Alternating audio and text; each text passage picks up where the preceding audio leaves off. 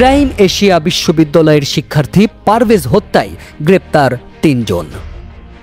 রাজধানীর বনানীতে prime Asia বিশ্ববিদ্যালয়ের ছাত্র জাহিদুল ইসলাম পারভেজ হত্যাকাণ্ডের ঘটনায় অবশেষে পুলিশ ৩ জনকে গ্রেপ্তার করেছে।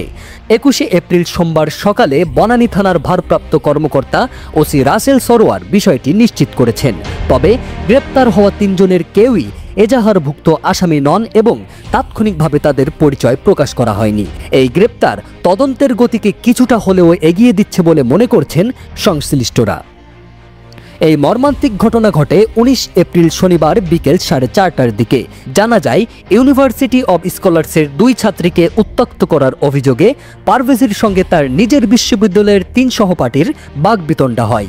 বিশ্ববিদ্যালয় কর্তৃপক্ষ ২ পক্ষকে মীমাংসার জন্য বসায়, তবে পরিস্থিতি নিয়ন্ত্রণে এলেও বিপদ তখনও পিছু ছাড়েনি।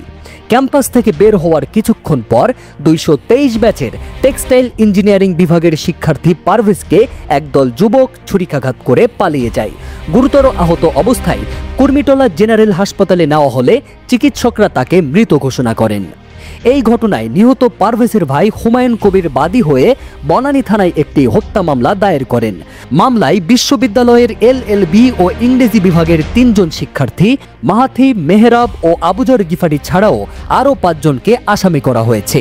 শিক্ষা প্রতিষ্ঠানে এমন সহিংসতা এবং তরুণদের মধ্যে ক্রমবর্ধমান হিংস্র প্রবণতা সমাজের জন্য গভীর উদ্বেগের বিষয়। আইন শৃঙ্খলা বাহিনীকে নিরপেক্ষ ও দ্রুত তদন্তের মাধ্যমে প্রকৃত অপরাধীদের আইনের আওতায় এনে ন্যায় বিচার নিশ্চিত করতে হবে।